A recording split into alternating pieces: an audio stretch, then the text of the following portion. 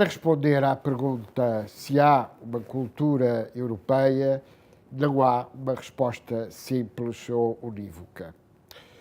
Uma vez que a cultura europeia, a identidade europeia, é uma realidade complexa. É uma realidade que tem raízes comuns, a civilização grega, a componente judaico-cristã, o Mediterrâneo, o Atlântico, tudo isso está na definição do que é essa cultura complexa, diversa, em que o pluralismo e o diálogo com outras culturas é fundamental. Li com particular atenção o livro de Vasco Graça Moura, A Identidade Cultural Europeia. E julgo que aí há pistas muito interessantes para podermos tentar responder a esta questão. 100 anos depois do início da Primeira Grande Guerra Mundial, no momento em que não podemos esquecer que nessa altura os melhores comentadores eram unânimes em afirmar que não haveria conflito. Ou, se houvesse, seria rápido e tenderia a ser resolvido sem grandes delongas. Sabemos o que se passou. Não só houve guerra, como esta se prolongou para além do período entre 1914 e 1918, por 30 anos, já que as condições impostas em Versalhes levaram às consequências trágicas que bem conhecemos. A Europa, que hoje conhecemos, decorre das lições que foram tiradas dessa tragédia. A identidade cultural europeia não é, nem pode ser, um facto imobilizado no tempo. É antes, dilo Vasco Graça Moura, um processo em marcha em que ecoam prolongamentos de uma dinâmica nascida na segunda metade da década de 40, embora já não suscite hoje o mesmo entusiasmo que deu lugar naquela altura. E porquê a perda desse entusiasmo? Pelo desvanecimento da memória, depois de um longuíssimo período de paz e talvez perante a ilusão de muitos de que este tempo tenderá a estar adquirido e a não poder ser interrompido. Mas nem a liberdade, nem a democracia, nem o Estado Social são realidades adquiridas. É necessário um trabalho permanente. O grande pensador Husserl falou de uma Europa vencida pelo cansaço. Cansaço da indiferença, cansaço da ilusão de que tudo já estava conquistado. E aqui o tema é atual. Não para recordar a esperança depois da inesperada afirmação da barbárie, mas para dizer que a conflitualidade europeia não pode ser superada pela ilusão e pelo cansaço, mas pela memória e pela vontade. E ao falar de cultura europeia, estamos justamente a falar destes dois elementos fundamentais. A memória, e uma sociedade que não tem memória suicida-se, e simultaneamente a vontade de superar as dificuldades e de prevenir a barbárie e a tragédia.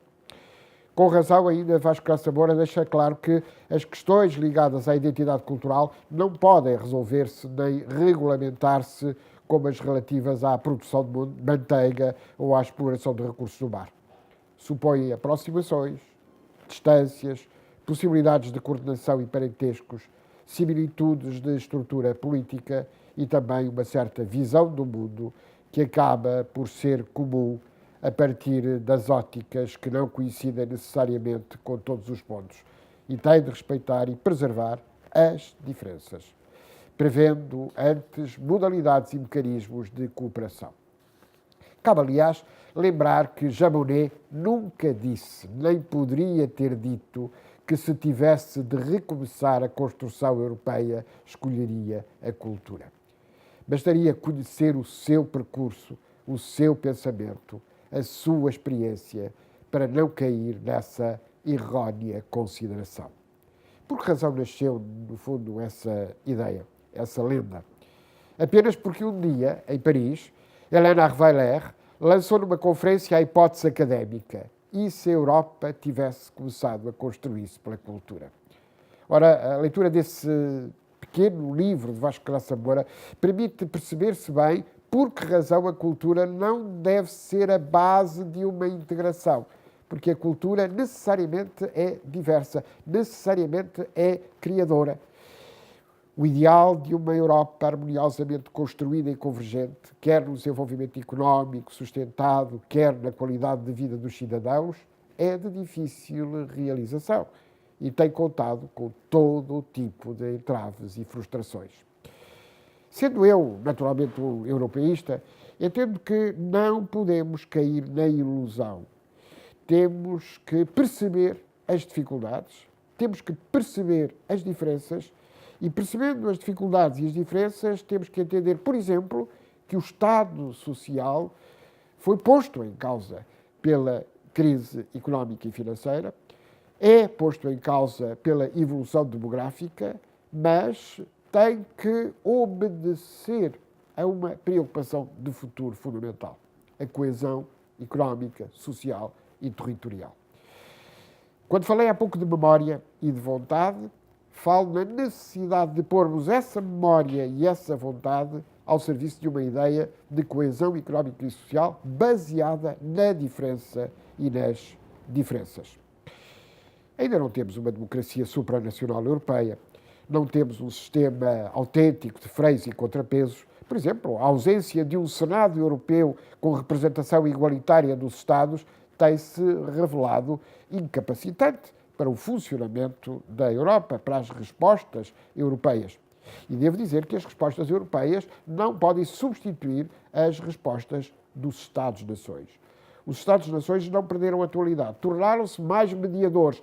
Ao contrário do que dizia Hegel, o Estado-nação não é o alfa e o ômega da realidade política contemporânea. É um mediador fundamental, a partir de um princípio da subsidiariedade, ou seja, resolver os problemas próximo das pessoas, próximo dos cidadãos.